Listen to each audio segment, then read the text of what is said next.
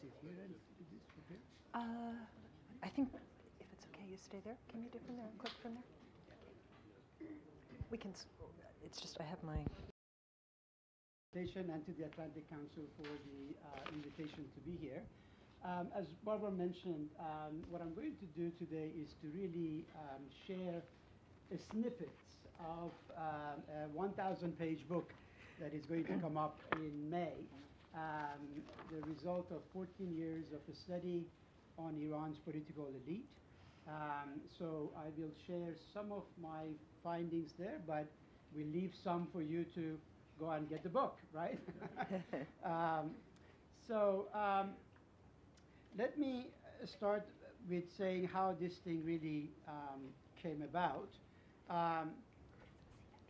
As you know, Iran has a tremendously complicated political system.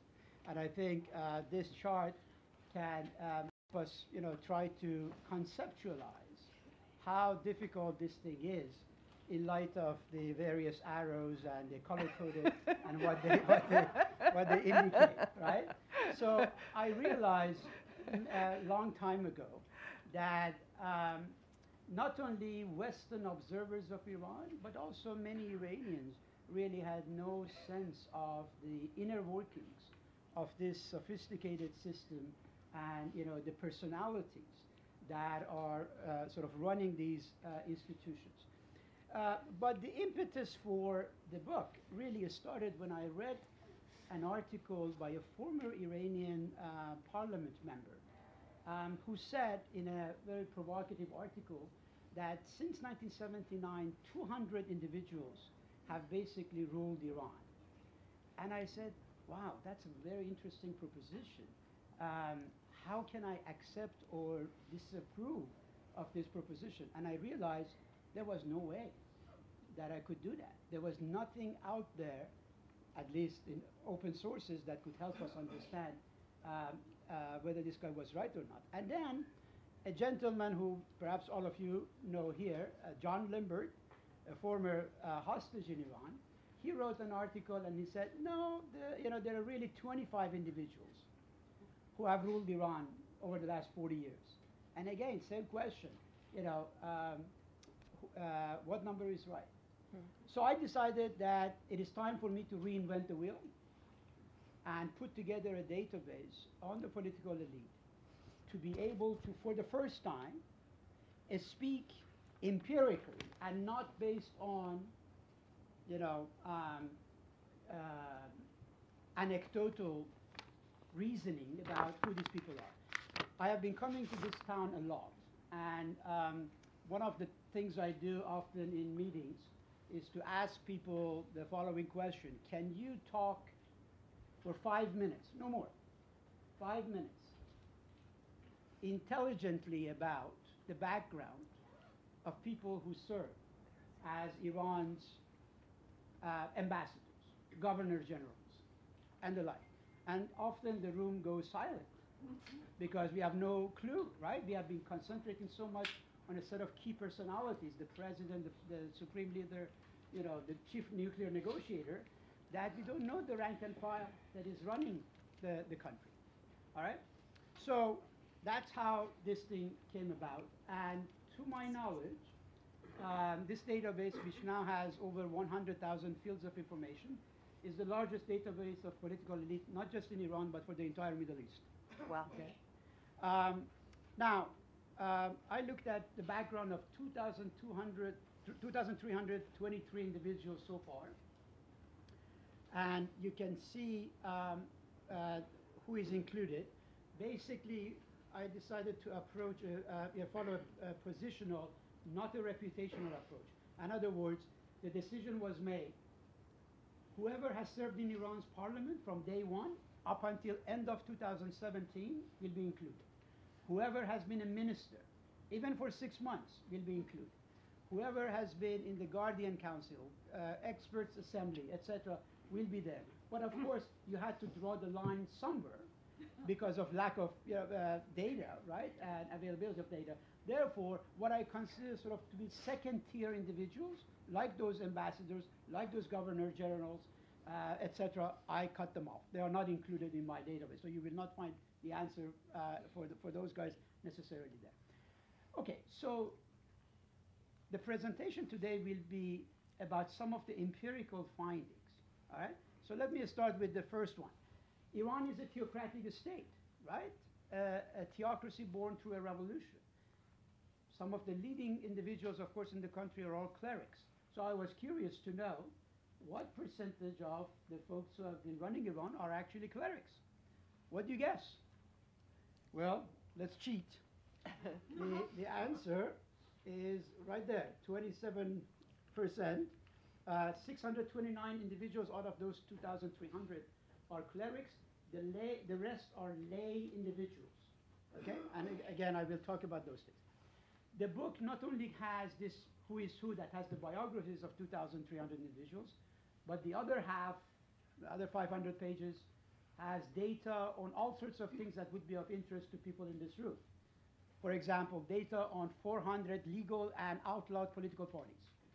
Data on every election held in Iran since 1979, breakdown all the way to the provincial level. Data on nepotism ties, who is related to who. So I think I have put together the most comprehensive list of nepotism ties in Iran in that sense. And all sorts of other things that I don't have time to go into right now. In case you're wondering who else is included, here is another listing, right? So, of course, supreme leaders, heads of the judiciary, heads of the military, heads of the Revolutionary Guards, other VIPs, mayor of Tehran, head of the Iranian national TV, and positions of that sort have also been included in the database there.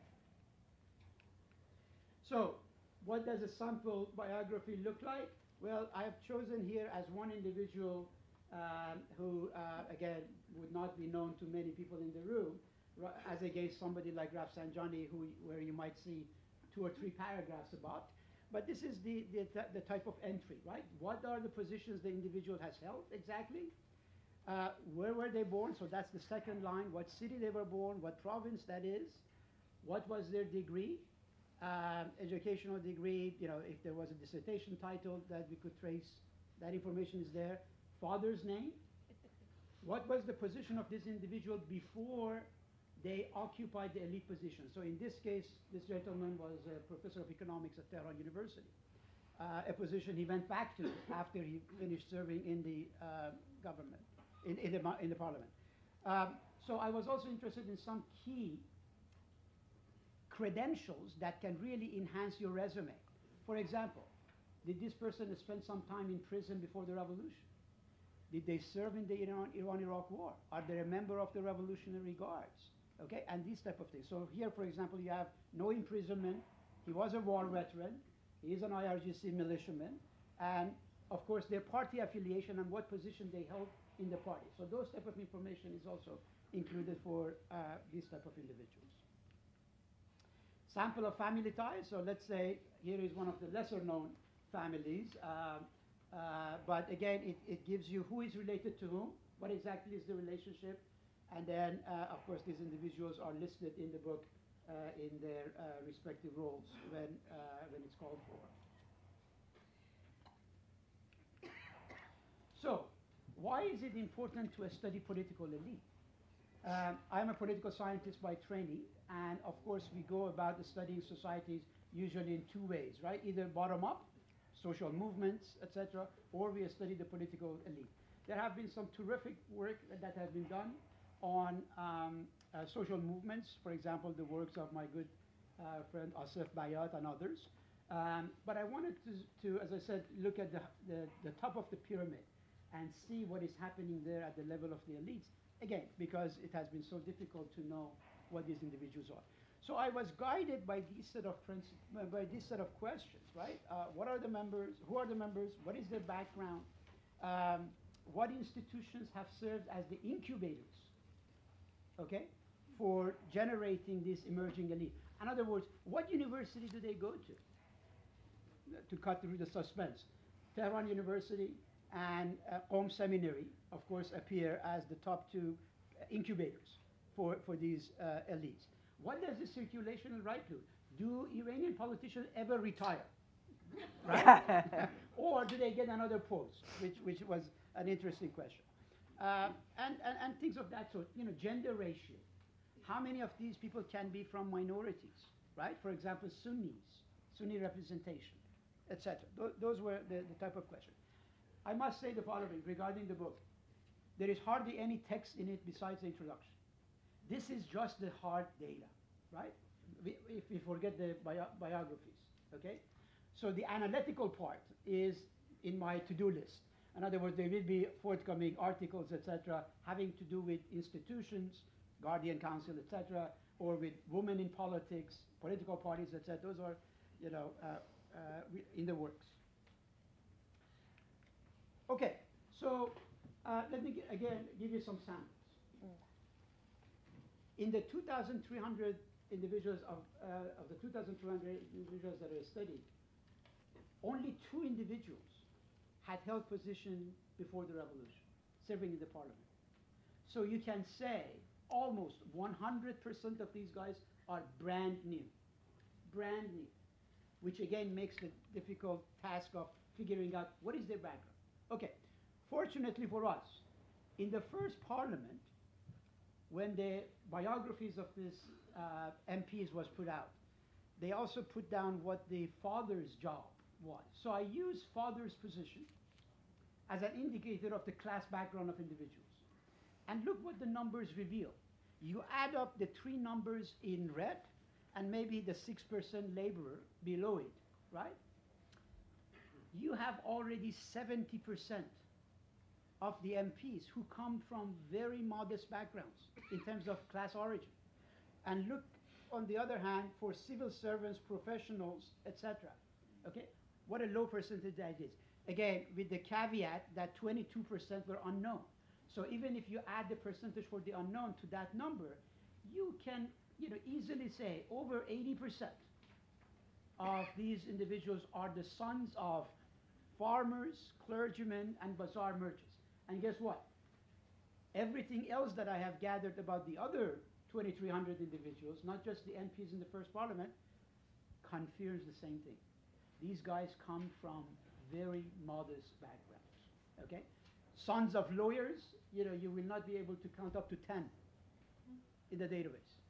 So there really has been, if we define revolution, okay, as a new class of people coming to power, Iran definitely had a substantial revolution in that sense. Okay, age profile. Look what has happened here, right? In the Bazargan administration, the average age was around 52. And guess what? See what happens after that. Okay, it starts to go down because now the 29-year-olds are entering cabinets as cabinet ministers. And of course, lately, again, it has started to go up because we are, 39 years after the fact, right? So it's the same guys who are getting older, sort of the graying of the political elite is taking place, and therefore these individuals are in these positions. So notice, for example, the people who are serving in Mr. Rouhani's administration right now, average age for these guys was 20 in 1979. Okay, 20. Okay, same thing. You see the same thing. On the left, you see the Guardian Council, and on the right, Assembly of Experts. And again, the same type of phenomena is observable, that the median age has gone through some changes, the graying of that political elite. I was mentioning to Barbara that the Guardian Council, for example, is so old that the joke in Iran is the average age deceased. Deceased, yeah. So this type of phenomena is happening on the age front. Okay, what about imprisonment? As I said, this is a real resume booster, right? If you had served prison before the revolution. Look what's happening. For the Assembly of Experts, the first round, 43% of them had served prison. In the current round, only 23%, right? So a drop of that many, 20 percentage points.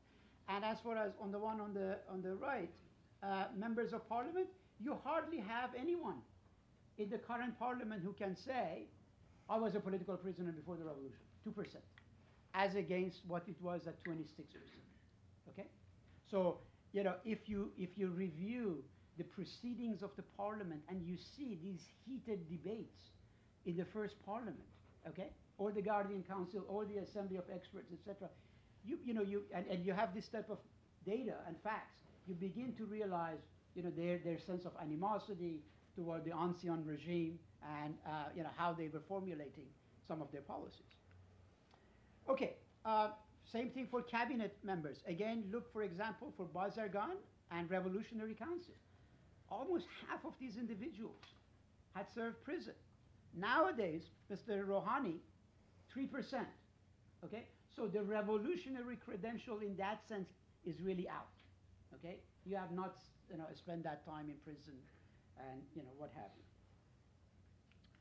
Okay, another question that really fascinates me, and I hope I get the chance to do more research on, was this one. Iran's political scene before the revolution was said to be dominated by the folks from Tehran, right? So I wanted to test whether the revolution really changed anything in the sense of ending the dominance of the Tehrani elite in Iranian politics. All right? And the results become really fascinating. Basically, 5 provinces emerge as being the birthplaces of the political elite. Of course, Tehran is still the top, okay? After all, it's a place with over 10 million people, the province of Tehran I'm referring to, in a country of 80 million, so that percentage, you know, is understandable. Notice that these numbers are not normalized, right? So in other words, I did not make them proportional to the population of the province. This is just the actual number. But the places the place that emerges second after Tehran in every study that is most important is Isfahan, right?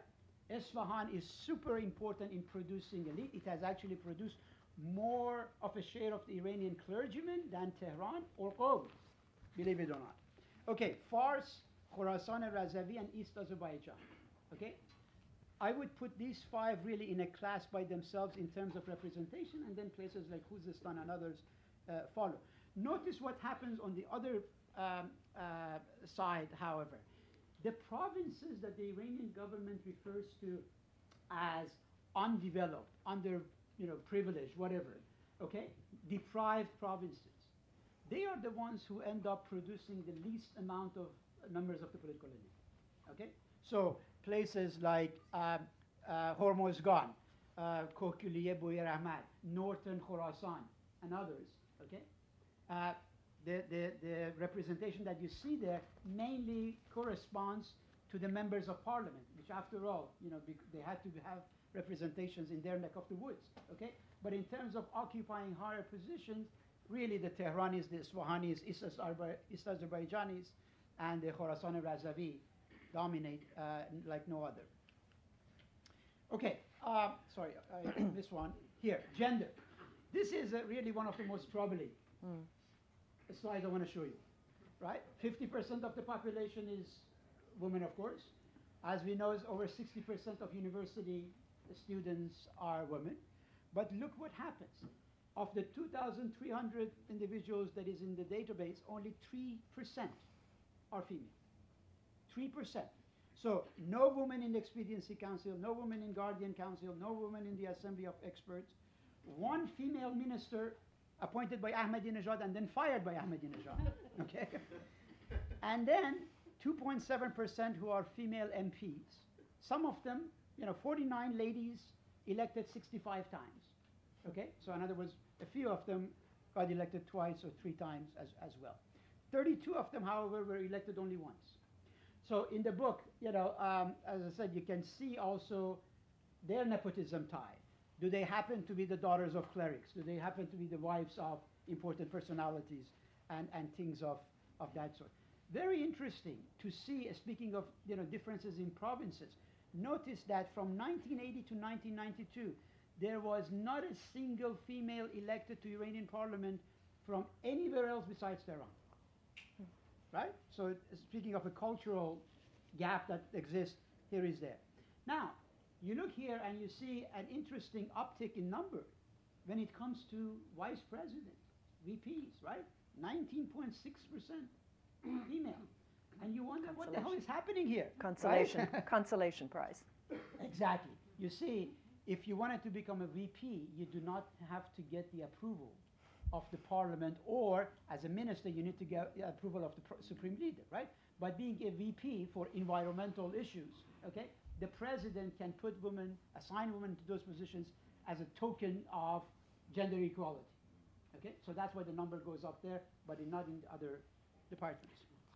Now, also disturbing, the Sunni representation, religious minorities, right? No Sunnis at all as ministers, VP, Expediency Council, Guardian Council.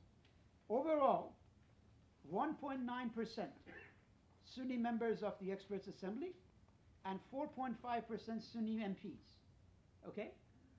And again, they mainly come from two or three provinces, Kurdistan, which has a sizable Kurdish population, Sistan and Balochistan, right? And some from Golestan. The rest of the country is really hardly represented in terms of Sunnis getting the chance to be elected into office in that sense. So whether we are talking about gender politics in Iran or religious representation, etc., I think now, again, for the first time, we have some hard data to work with rather than anecdotes. Okay. I was curious to know what's happening with the clergy and the Revolutionary Guard members, right, in various positions. And so, for example, here you have all the cabinets after the revolution, and see an interesting trend starts to emerge, right? As soon as the Iran-Iraq war, sort of comes to an end, the Revolutionary Guards start to flex their muscles. They are not knocking on the door of the clergy, who they used to serve as bodyguards, right? And now they are saying, I have become my own man, so I want representation, okay? So you see, they are beginning to go up in this. When you look at the data, you realize that when you have a president who was a clergyman, like Mr. Rouhani or Mr. Khatami, they tend to appoint more clergymen to their cabinets, okay? Whereas Ahmadinejad, Bani Sadr, etc., of course, we're no fan of clerics, so the number would definitely drop there for these individuals. Okay, what about what's happening in the parliament? Here is the interesting a slide referred to as the emperor is naked slide. Look at the representation of clerics in Iranian parliament. From 50%, 56%, right, in the early days of the revolution, to what it is now, 6%? Yeah. Okay, nowadays. How do you explain a 50% drop? There are a number of explanations for it, right? One is people are not voting for clerics, but that's only part of the story, right? The other story, which I think makes a lot of sense, is that a lot of clerics have decided, why do I want to even enter the race, right? Why don't I opt for non-elected high offices rather than elected offices where my chances are going to be low? Because if it's a cleric running, let's say, against a doctor, okay, or a gentleman who served in the war and lost a hand, guess what? In a small provincial town, that individual might have more of a chance than that cleric to be elected to office. So they have gravitated toward non-elected offices rather than elected offices. For those of you with an interest in history, here is where it gets shocking, right? 6% representation in the Iranian parliament now. This is a lower percentage than clerical representations in Iran's parliament at the time of the constitutional revolution back in 1908. What does it mean? A century later, after 40 years of a theocracy, right? We have less clerics in Iran's parliament proportion-wise to what we had back in 1909, 1910. Okay. Frequency of elected offices, right? So this is where I want to answer the question we started with. How many elites really count? Is it 200 or 25? Okay? Well, depends on where you want to draw the line. Based on my data, this is the frequency of appointments. So you see a good number, 1,340 of them only got elected once, and then they were kicked out. These are mainly members of parliament and the like, okay? As you go down the list, however, Yeah. you encounter individuals that have had 10 or more positions. So if we draw the line at there, right, at 10%, that's 1% of the elite 21 who people. have held 10 or more positions. And I'm sure now everybody is saying, well, who are these guys, right? Well, okay, let's cheat again. Here is the list of the heavyweights. Yeah. Former VP Hassan Habibi, who has died, held 17. Hashemi Rafsanjani, Ahmad Jannati, Mubahedi Kermani, Hassan Rouhani, by the way. Okay? So these are real regime insiders. Let me stop Sure. you. Who is Mohammed Ali Mowahedi Kermani? Mubahedi Kermani has been a member of the Assembly of Experts and the Guardian Council. He's one of the Friday prayer leaders of Tehran. Very, very conservative guy. Has been in every expediency council. Okay. Okay, so you go down the list, but you see who these people are. In Iranian politics, these are household names, right? Everybody knows, who Mr. Mohammad Momen is. And, what do you see there? Another interesting name that appears is none other than Mir Hossein Mousavi, right? The gentleman who is sitting under house arrest right now. But he, of course, has held 12 positions, serving 8 years as, Iran's wartime prime minister and the like. But Larijani and others are all there, okay? So yes, this is really the cream of the crop, if you wish, in terms of frequency of positions. So let me introduce a footnote here. Don't tell me that this list is distorted because Ayatollah such and such, okay? Let's say Makarem Shirazi is not on the list. I understand. Surely, and I would not contest the fact that you can be a cleric, not hold any official position, but be a mover and shaker, right? But remember, this is reputational, not reputational, but based on exact position. Where's Khamenei? He has held few positions, right? President and Supreme Leader, he doesn't make it to the list, right? Okay. Okay, now let's look at the incumbency phenomena. All right, so again, it becomes fascinating. When you look at these numbers, you realize very quickly the following fact, right? Non-elected institutions of power in Iran have a much higher incumbency rate than elected institutions. So, for example, Expediency Council, 78. Guardian Council, 73. Whereas the average for the Experts Assembly and the Parliament, it vacillates between 33 and 51. Why?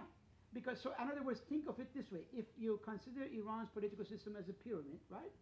And the Expediency Council is here, the Guardian Council is there, and all the way down is the Parliament, right?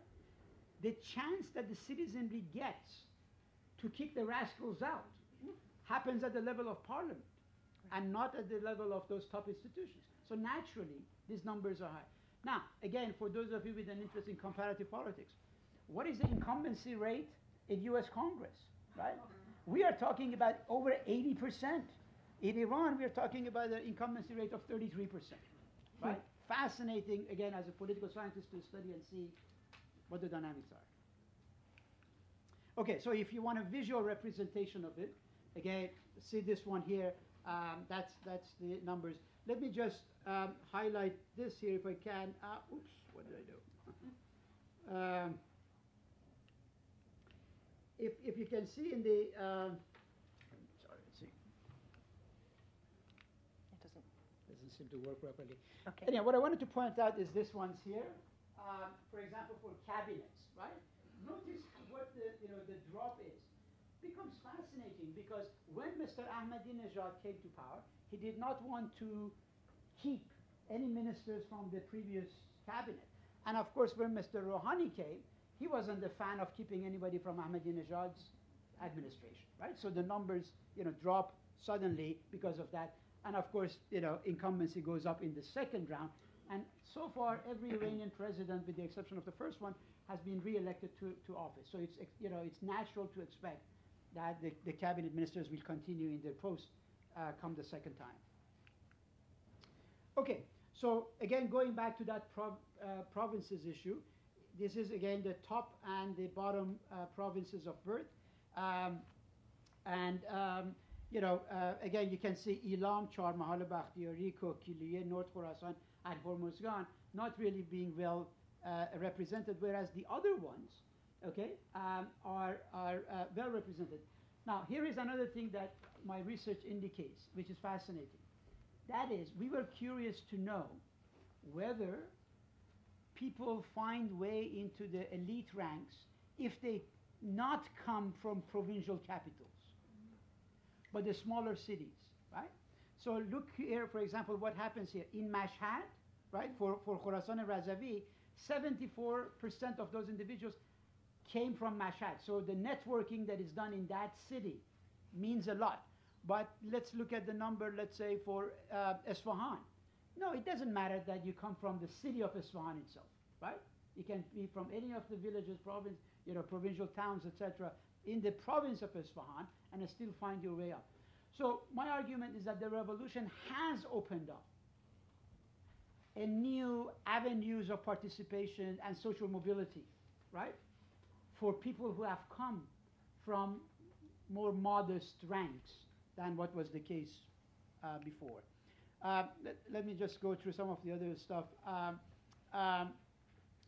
Some of the findings, again, this is just the tip of the iceberg.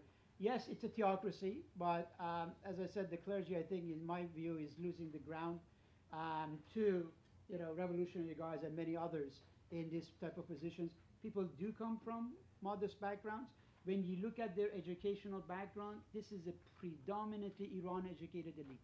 Okay, the percentage of individuals who have been educated overseas is not really that significant after all.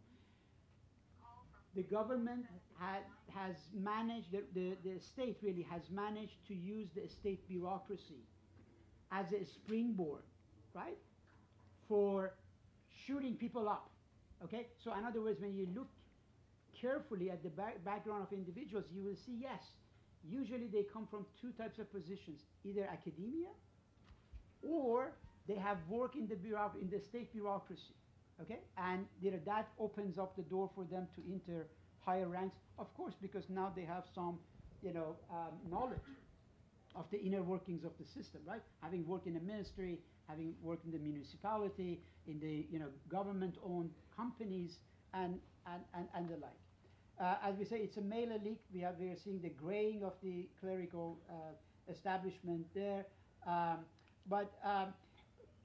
don't know how much time we have, Barbara. Maybe 5 more minutes. 5 more minutes. Okay. Yeah. So let me also shift gear here and share with you some other findings from this study above and beyond the background of the elite, right? So, for example, again, as a political scientist, I was interested in electoral politics.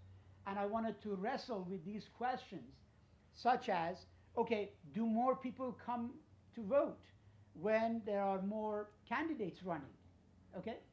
Notice how these two lines really correspond nicely to one another. So the answer here is yes, right? The more candidates are allowed, it seems like the participation rate does improve. Here, for example, percentage of parliament candidates approved and the voter turnout rate. Again, until we get to the very later years, right? A lot of consistency.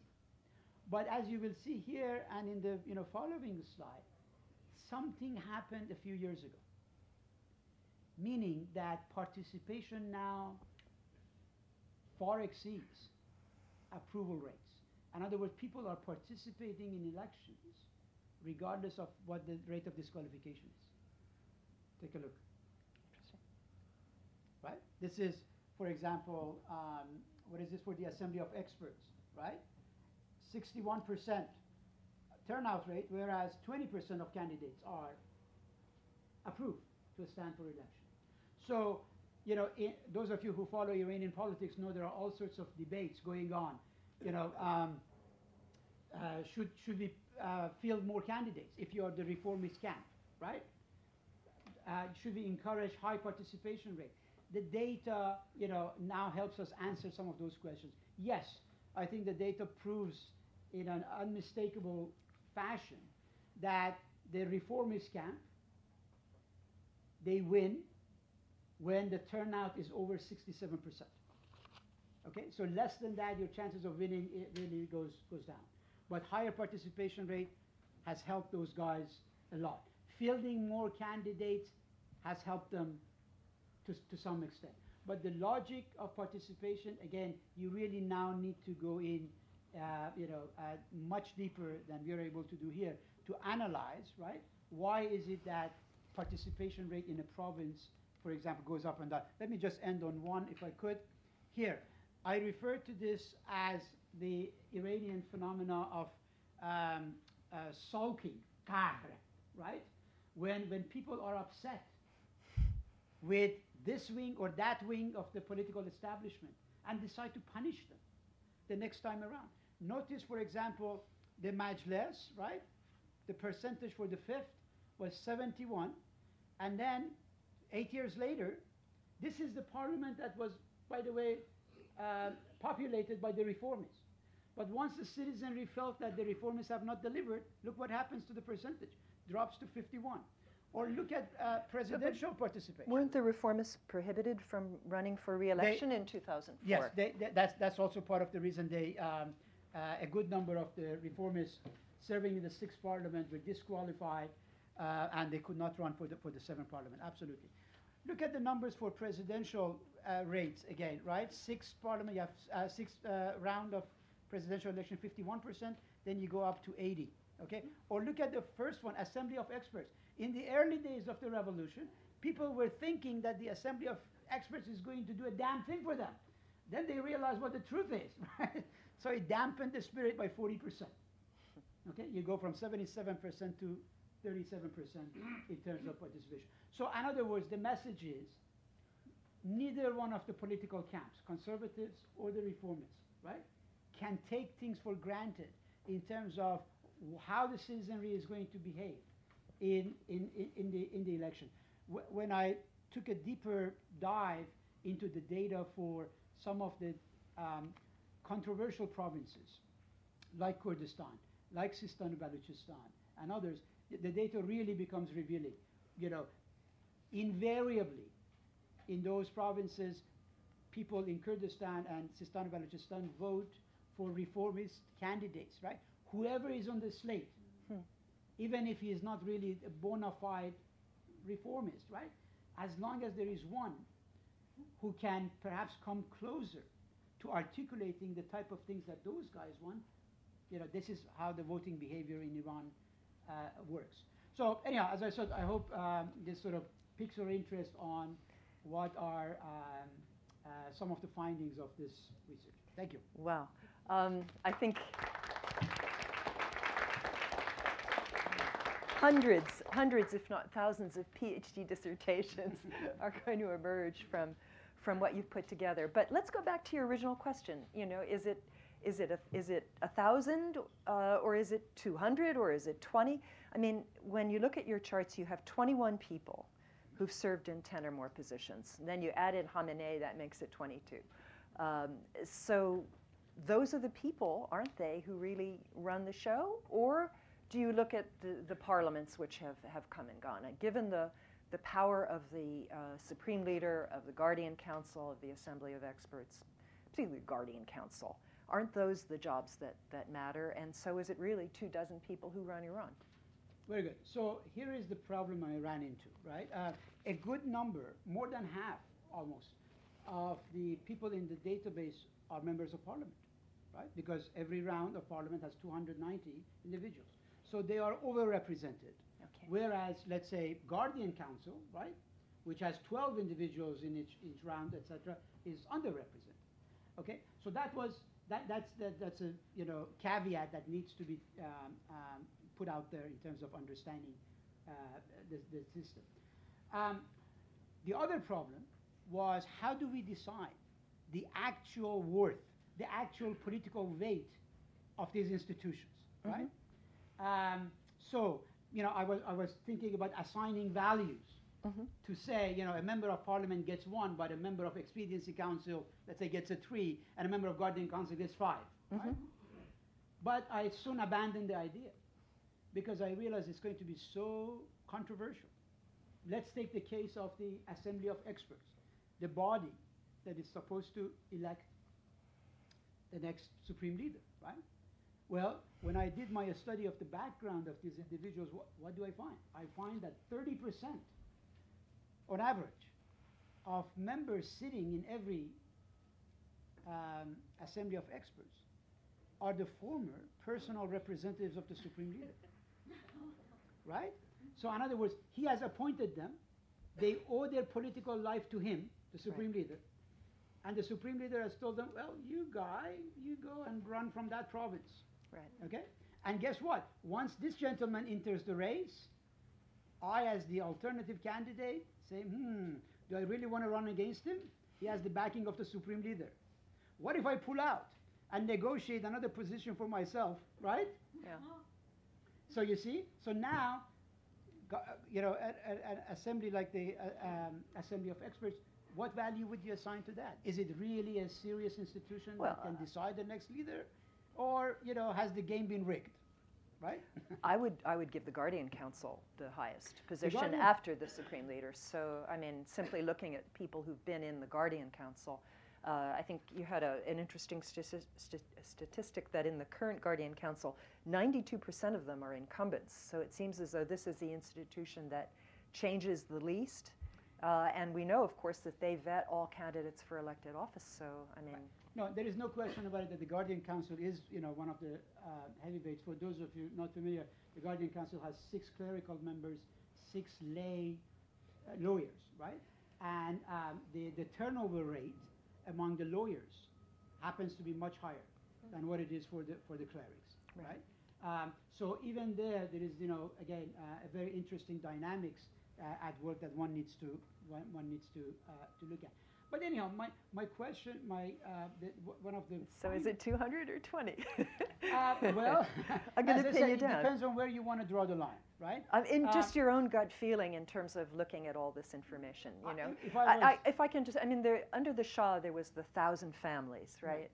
That ran the place, and everybody knew who they were, and they were all intermarried, and there was tremendous nepotism and so on. So do we basically have the same thing again, except with families that come from the clerical and elite and perhaps the Revolutionary Guard?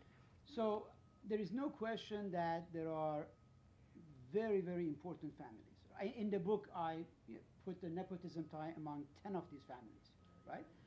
So the Larijanis, the Khatamis, Khomeinis, you know, Khameneis are all there. But there are all sorts of other, you know, individuals that in Iranian politics become important, and that's really why it becomes difficult to answer your question.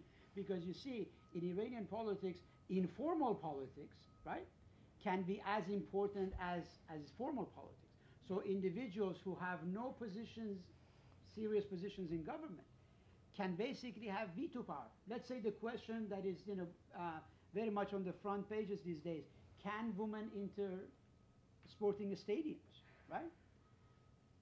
When you look at the debates, the people who have the veto power over that question are not in my database, but it happens to be Ayatollah Wahid Khorasani sitting in Rome, a 19-year-old, right? Grand Ayatollah. 99. But who's counting? Okay. But, you know, it matters what Ayatollah Wahid Khorasani says on the subject of women entering, you know, sporting games. So that's really becomes, you know, difficult in terms of who is the mover and shaker. But if it was up to me, yes, I will be on the side of the lower number. The lower number. Yeah. Now, you mentioned nepotism, and while there are cases where you have the son of, or the brother of, or the sister of, or the wife of going into various positions, I'm not sure that the children of the elite necessarily gravitate toward politics or toward state institutions. So again, I know you haven't done an economic analysis, but we were talking about this earlier, that it was my impression that the children in particular of the clerical elite so on went into business and made money off their connections, but did not take formal positions. That seems to be the case. Yes. So again, in Iranian politics nowadays, there is a lot of fuss made about, Aghazadeh, the children of the political elite. but frankly, proportion-wise, their numbers, their representation in the political scene is rather negligible. Where they have gone, gravitated toward, has been to go into the private sector or the governmental organization, companies, and so forth, where there is not much transparency, and of course you can have control over imports and exports of this product or that product, and frankly make a killing with those things, rather than wasting your time being a member of parliament in that sense. Yeah. Yeah. The other thing is, obviously, Iran has been going through considerable turmoil the last couple of months, lots of political protests on all sorts of issues, and much speculation in this town about whether the Islamic Republic is really facing an existential crisis now. Judging from your data, who would be best placed to profit from this kind of upheaval? I mean, you've shown that the number of clerics has gone down, the number of Revolutionary Guards and veterans of the Iran-Iraq War in particular are going up in various parts of the bureaucracy. So would it be fair to say that perhaps Revolutionary Guard and Iran-Iraq War veterans might be best placed to profit from this, or is that pushing it too far? So I think, when you look at all the constituencies that are vying for power in Iran, it's fair to say that the Revolutionary Guards, sit really handsomely where they are because of the access to resources, right? I mean, not only you have the guns, but you have the economic might as well. So these people, are bound to benefit, regardless, right? The same way they benefited from the, sanctions regime, again, because of the positions that they occupy. So I think they will win no matter what, right? In other words, if the current system continues, these guys have very wonderful positions and ties that can enrich them, and in a moment of turmoil they can also benefit. Of course, the caveat that needs to be introduced there is what type of instability are we talking about, right? If it's a massive uprising in Iran, then the chemistry is going to be different. I wrote recently an article, and my argument was that two things in Iran are certain: earthquakes and political unrest, right? Yeah. I don't think there is any way you can stop either one of them. Those are bound to happen no matter what. And frankly, talking to some economists, now my serious worry is that since the banking system in Iran is really bankrupt, there can be major financial chaos in the country as people start running to get their cash from the banks. Collapse of the banking system, will be one that will be impacting not just the average farmer, etc., but the middle class. So the dynamics there can really become all of a sudden quite different. Maybe things that would be difficult for even the Revolutionary Guards to try to control. Okay. On that provocative note, we have a lot of experts in this audience. So if you have a question, yes, raise your hand, wait for the microphone, and ask a question, please. Peter Humphrey, yeah. I'm an Intel analyst and a former diplomat. In my world, the great utility of this would be a searchable database, like a DVD, taped to the book. I'm wondering if there's any way to do that. And to give an example, I'd love to see the nepotism that's defined not so much as families, but as schools of Shia thought. Which mullahs are students of which mullahs and that sort of thing. That would be incredibly useful. Is there any way to get at that through this sort of database? So, yes and yes, I guess, would be the answer. In the database, to the extent that it was possible, I have mentioned who were the mentors of each of the clerics. But that doesn't appear in the book, right, because of the size of the volume as it was. In terms of making it accessible, I am in the process of applying for some funding to see if I could, put this data online, because, of course, it will make it much more accessible than just a book. It will enable us to do this type of research, fancier queries that can be run, etc. Because, as Barbara said, I think you have a stuff for 10 dissertations Absolutely. Right here on Iran, because we have done Hundreds. a lot of the legwork in terms of the data collection. But the challenge remains one of maintaining the integrity of the database, right? I don't want to make it into Wikipedia where people can go and put false information there, but also keeping it up to date. So that's the challenge that I have not yet answered in terms of what to do. But we are in talks with some donors to see whether we can get some funding to make this into a website. For those of you who might not be familiar, by the way, a colleague and I have already put a ton of information on another website that we have created called Iran Data Portal. So if you have not gone to that site, go. You will see translations of laws, statistical yearbooks, information, all sorts of things. Again, depending on what happens with the funding, we will do something with this database too. Great. Okay. Gentleman here in the front. Thank you. Herb Rose. I'm curious about the way some of the data has been presented.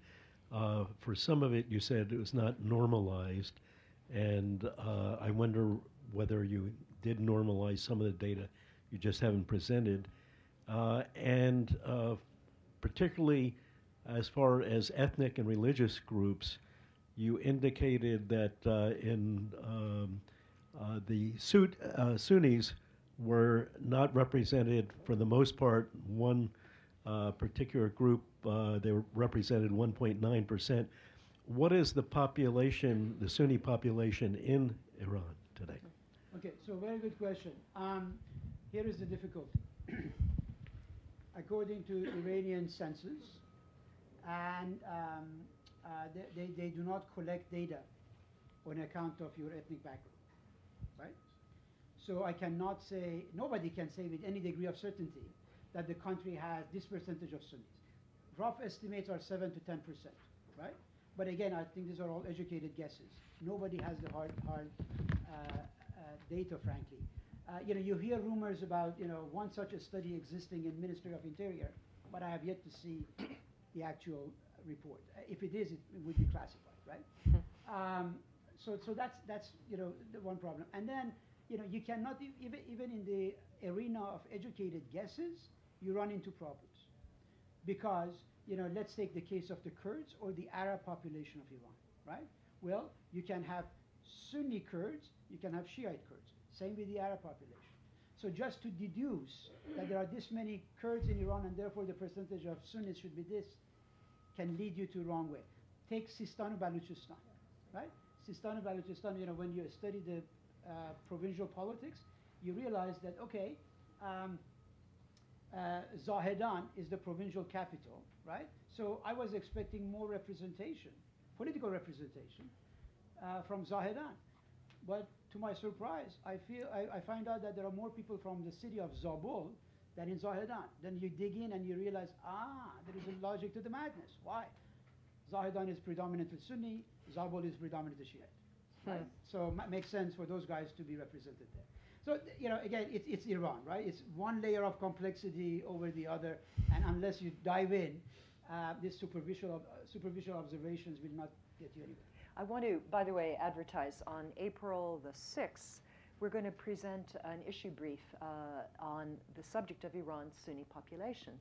An old friend of mine lived in Iran for a couple of years, visited all the various Sunni areas, and has done a really interesting paper on what it's like to be a Sunni in Iran now. And I think I highly recommend, so please mark your calendars for April 6th. Yes, please. Yeah. George Abed, Institute of International Finance. I have a question on the Revolutionary Guard, which was obviously not covered here, not as much anyhow. Given their importance, not just within the Iran power structure, but also in terms of Iran's influence in neighboring countries, military, the militias and so on, and their connection to the Islamic Revolutionary Guard, what can we say about, one, the composition or the structural leadership of the Revolutionary Guard, and two, their rising influence or permanence given the challenge they pose for Rouhani and Rouhani's own critique of the Revolutionary Guard? How do you think that will come out? So when you look at the background of the leading cadres of the Revolutionary Guard, some things stand out. Much of the leadership, frankly, comes from the province of Khuzestan, okay? Because these were local boys who served in the Iran-Iraq War, showed their, stamped their credentials, and therefore got the higher positions in the administration, right? However, remember, we are talking now 40 years after the fact. So there has been a generational change in the Revolutionary Guard. There has been, at least two generations who have retired from the Revolutionary Guards, right? It's not, remember, if I was 20 years old in 79, right, and joined the Revolutionary Guards, now I'm 60, right? So past my prime years to participate as a Revolutionary Guard member. So there has been that turnover happening in terms of generational changes in the institution. In terms of challenges, yes, this is going to be a formidable challenge, not just for Rouhani, but for whoever comes to power. Because frankly, the Revolutionary Guards are benefiting from certain things, such as lack of transparency, right? Getting the no-bid contracts, having amazing resources that the private sector really cannot compete with. I mean, when you hear the commander of the Revolutionary Guard saying, a few billion-dollar project is not one we are interested in, right? If it's 10 and above, we talk, right? Otherwise, piece of cake, give it to somebody else. So that gives you an indication of what is their, monetary worth, right? And their level of capability. So regardless of who is, the president of the country, you are going to, face this formidable, adversary in the case of the Revolutionary Guards, no question about it. Yes, David, you had a question.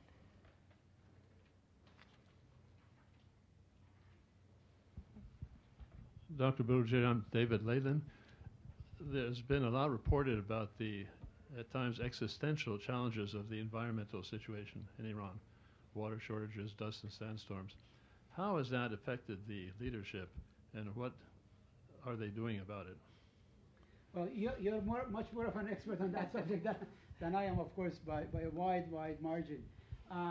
But, frankly, from my layman perspective, right, it seems like that those type of environmental problems, in particular water, right, is really going to be, in many ways, perhaps the Achilles heel of the current regime. Listen, you have a guy now in charge of the Environmental Protection Agency in Iran who has been, arguing for years and years, right, that we are wasting 60-70% of our waters on our farming industry, right, because of these inadequate, techniques and ways of doing things. Nobody has been listening to this guy, okay? So now we are reaching crisis point, right? So I think water, if you ask me, water will be right close, second to that bankrupt financial system in Iran as the two reasons that can really cause major headaches for the government, because there is not going to be any easy solution for either one of those problems, right? You have been giving amazing, rates of interest to people, even though they're un-Islamic, right? And then you have had massive corruptions. The banks are not able to recollect their loans, so the banks are bankrupt. I mean, it's a pyramid scheme of sorts that we see in the banking system. And in the water, what are you going to do? I mean, with the global warming, the recent trends, etc., there is nothing to replenish, right? The reservoirs that have been, so damaged, seriously there. So it becomes a fight between, this province versus that province as to, who is going to get the lion's share of resources. That means trouble. Lady here, yeah.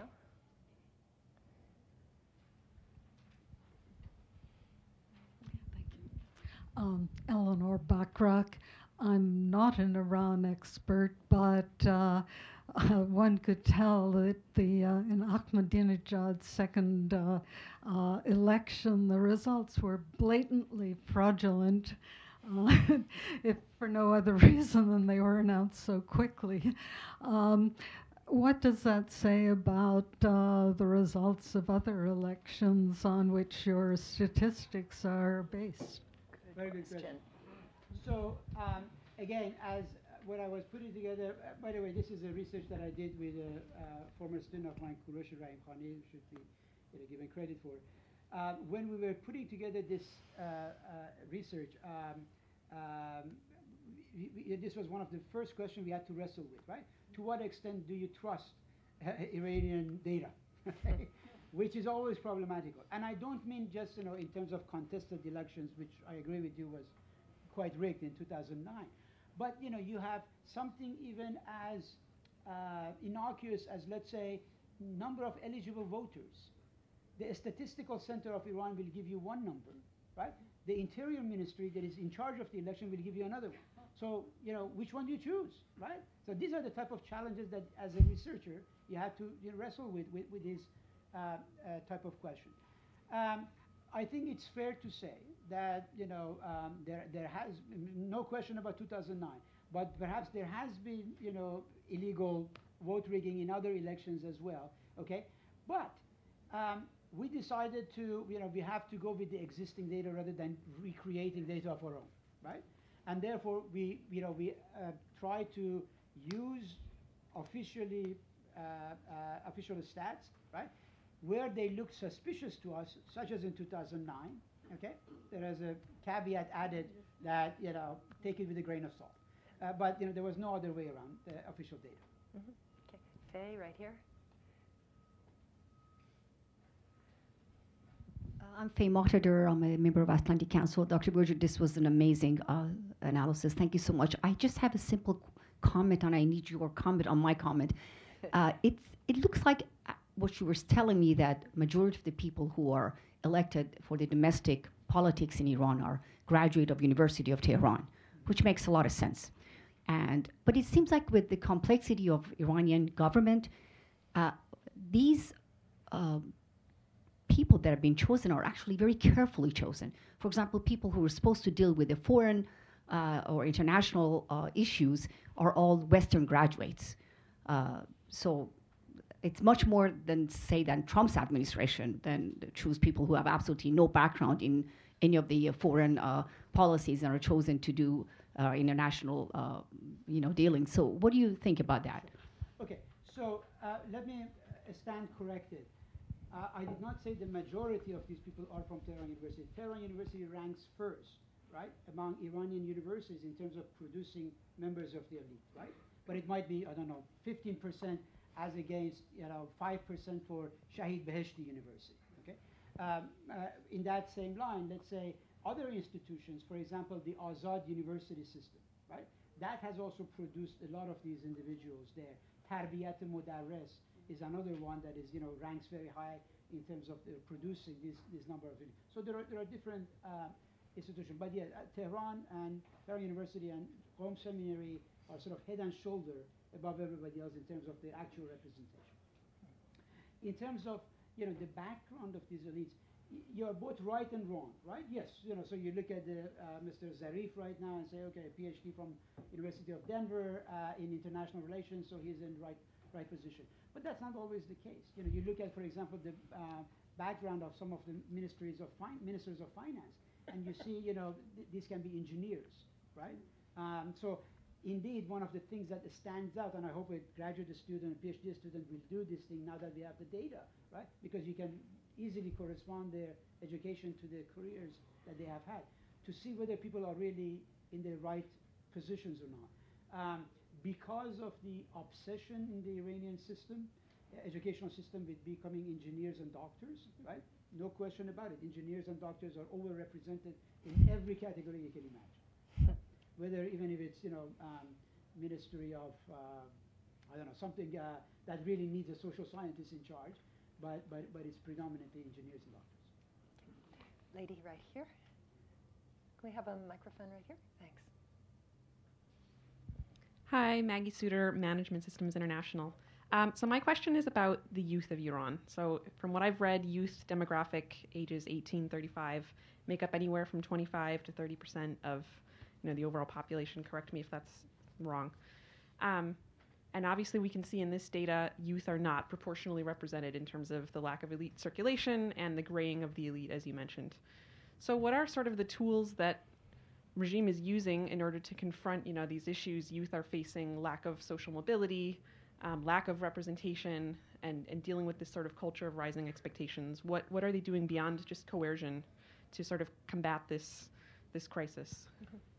So um, I think it's a misunderstanding, right, to really describe nowadays anymore Iran as a country with a young population. Indeed, what we are seeing is the graying of the population too. The percentage of people over 60 and others is really expanding, proportion-wise, is expanding faster than the other groups. In other words, the demographic pyramid is becoming more and more mature than what it was before because of the huge birth rate that Iran was having in the 1980s, right? That has now declined tremendously. So you're seeing the maturing of the pyramid in that sense. But there is no question that the youth have created headaches for the regime, right? Above and beyond just their political protest. Okay? Remember, under Mr. Rafsanjani, they created all these free universities, right? So people go to your free universities for 4 years, they come out with a degree, and now they are saying, well, where is my job? I want to get married. How can I afford the housing, right? So it's not as if they are joining the ranks of political opposition, actively taking the street, but the baseline of the grievances that they have against the government, right, for its managerial ineptitude, inability to offer services that are needed, improve the living standard, etc. These are really what catches people's attention. So let me mention one constituency to demonstrate what it is that I'm talking about. I mentioned that women constitute over 60% of university graduates, right? But then when you look at the female labor force participation in Iran, you realize that female labor force participation is 15%. What does it tell you? First, it tells you that 45% of women who gain a university education become educated housewives, and nothing more, right? So, but that's not something to easily neglect, because that, for example, is very much responsible for the declining birth rate, right?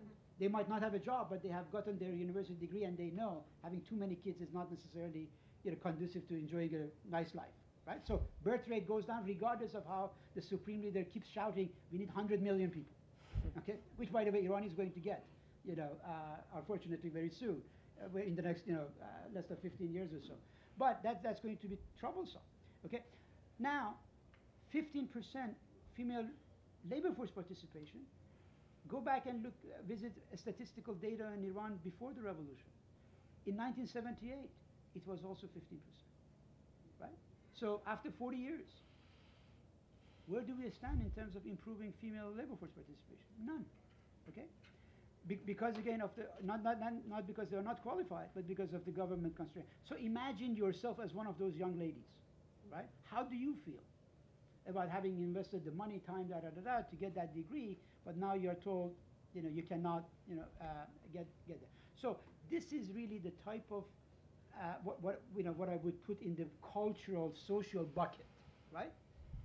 That causes discontent in Iran. That's why, my prophecy is that there is not going to be any shortage of uprisings, rebellions, protests in Iran, because the government is fundamentally, structurally incapable of addressing these type of issues, right? You have raised the standards of expectations, right? By the way, here is what else is hurting the government. Not only your population has become educated, your population has also become urban, right? So, how many of us are willing to abandon our computers, go back to the good old days of typewriters? None, right? How many of us are willing to abandon the fascination of Tehran and go in the middle of the village that we came from? Perhaps only a few, right? So these dynamics of being in an urban, being in a highly educated society right now creates problems, but also opportunities, right? I mean, again, any good economist will tell you that for any country to improve, not only you need capital, but you need human capital. Iran has tremendous human capital, right? Perhaps the most outstanding one in the region in terms of size, right? The entrepreneurial culture of the country. I mean, there are so many things that can work positively for the country if, all these other things were really in order, and, you had the right type of, managerial system and so forth in place. The demographer Richard Sinkota has put out some very interesting data. He and Karim Sajipour at Carnegie did a report on the demography of Iran, and I think the median age now is 31. And in fact, Iran is actually kind of in a demographic sweet spot right now. It's got this large population of slightly older, extremely well-educated people, ages 30 to 40, say, who could be very, very productive participants in the economy if the other conditions were right. And that's where, you know, all the pressures that Iran is under in terms of sanctions and mismanagement, et cetera, come into play. But ideally, the next 10, 20 years should be when Iran really starts to take off. What's the fertility rate? The birth rate is way down. It's below replacement. 2.1. Is it 2 point? 2.1 I thought it was. to 2.2 I thought it was something? below replacement now, but it's certainly close to or below replacement. I think it's 1.8. Replacement is 2.1, yeah. So it's you know, where it had been 6 children per woman, now it's way down. Okay, let's take several at once. So we'll take all the way in the back, and then this gentleman and this lady, and then we'll.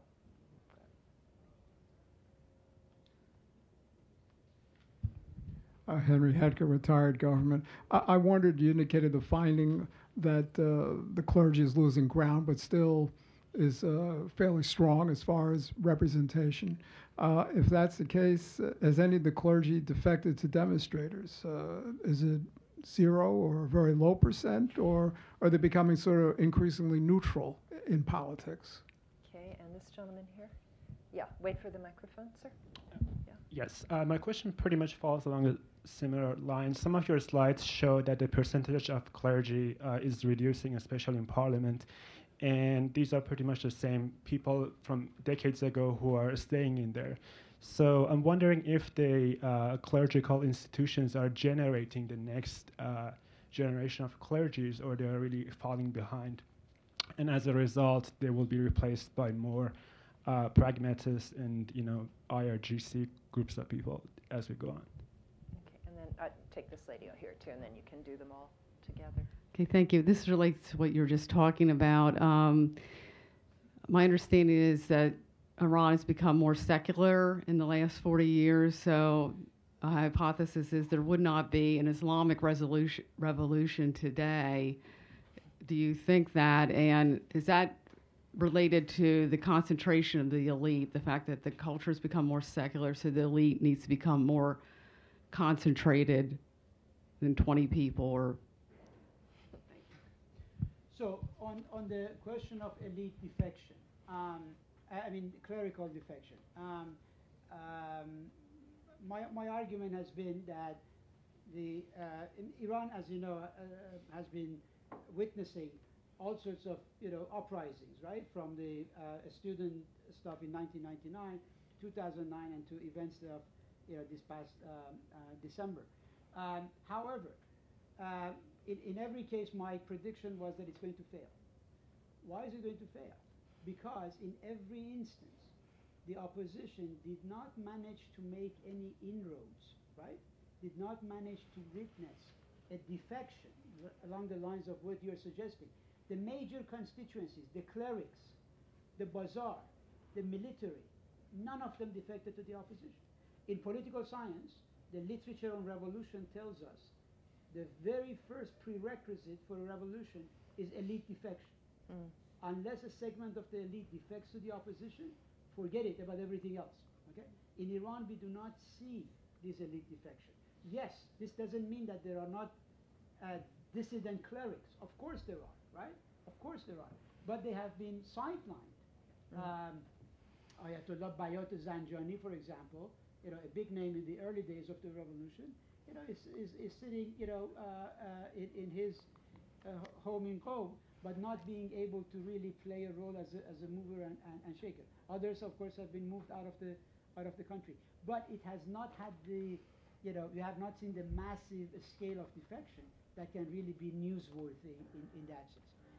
In terms of what the clerics are doing, so last week something fascinating was mentioned in one of the Iranian papers. They said in Tehran there are 75 seminaries, and for next year there were only 600 clerical applicants. right? 75 schools, 600 candidates. Right? That gives you an indication of how unpopular it has become to become a cleric in Iran nowadays. But again, this doesn't negate the fact that Qom, Mashhad, Isfahan, and others, right, are of course, turning out clerical, theology students, okay? Because of course, having that turban again is a major resume enhancer for a lot of these individuals. So, we need to reconcile that fact as well. In regard to your question, so yes, I agree too that we have seen the secularization of Iranian politics for the following reason. My generation, who took part in the 79 revolution, right, we were naive enough, truly naive enough politically, to think that, Islam and Ayatollah Khomeini have all the solutions, right? Now in retrospect, 40 years later, you say, oh boy, what a mess, right? Khomeini didn't turn out to be Iran's Gandhi, okay? Islam is not the solution. Frankly, Islam has no clue how to solve the problems of the modern world, right? Everything that they talk about Islamic economics is nothing but neoclassical economics, right? With some, Islamic slogans and trappings, but nothing else really seriously. Critique of Western modernity. This is another subject that, by the way, I'm interested in. I've written my first book on intellectual thought. And, I have been monitoring to say, has the Iranian intellectual elite really have said anything substantial about the substantial critique of Western modernity? There is nothing there, right? Besides some ethical objection to homosexuality and, feminism or what have you, right? There has been no substantial critique worthy of attention so that I will, as a professor, I will feel, oh, this is really serious talk. I should assign it to one of my classes for my graduate students to do. I can't do that. I don't see that type of intellectual output there. So what is to speak of in terms of, having yet another Islamic revolution, right? I think, in retrospect, 40 years, 40 years of a system of trial and error have taught a lot of us, myself included, who perhaps had rosy views of revolutions, that I'm not sure I want to have another revolution, right? Revolutions come with huge costs, with amazing discontinuity, right? They have a logic of or illogic of their own, right? That occupies, as we have seen in Russia, in China, and others. And I'm not sure Iran really is at a stage where they can afford to have yet another costly revolution in social sense. So how does Iran change then, as a result of all of the protests that we've seen, the ferment? So as I said, I think as long as the regime is unwilling to listen to these voices, they are going to have their hands full with this type of protests, right? Right. But as long as the protesters, the opposition, does not have the necessary elements that are needed for transformation, we are going to see a repeat of the same phenomena, right? As long as that defection has not taken place, as long as you do not have a unified leadership, voice, as long as this, incriminating and point fingering that goes on between the opposition, is going to end. What is the expectation? I mean, how realistic can you be that, somebody is going to come and introduce you? And let me say, we are sitting in Washington, but I don't believe, nor do I advocate, that change in Iran be introduced from outside the country. I don't think that's going to happen. The system, part of the maturity of the political system that I'm saying, is that I think it has gone to that degree that change needs to happen internally in Iran and not from exile quarters. At best, we are bystanders of what's happening in Iran, not movers and shakers. Let's be real about it. I think that's a very good point on which to bring this to a close. And as you did note, I mean, people do participate in elections, however meaningless they may seem to many from the outside. The fact that Iranians are willing to go out and vote. 73% voted for Rouhani for his second term. And in our own election, presidential election, we had a turnout of 55%. So I think that's maybe something to consider as well. Mehrzad, thank you so much. This was really a rich discussion, and I think you're going to have a lot of people going to buy that book. My publisher will be happy. Indeed. Please take a flyer. There are flyers out there as you go out. And thank you all for coming. We hope to see you on April the 6th for our next public event. And for those who are celebrating, Happy Nowruz. Just a quick question. In terms of access to university, place open, can some bright student from a remote village get into Tehran University? They can go, but there is still sort of ideological test to make sure you do not cause mischief once you get to campus. Oh gosh, so it's political. Okay. Yeah, thank you.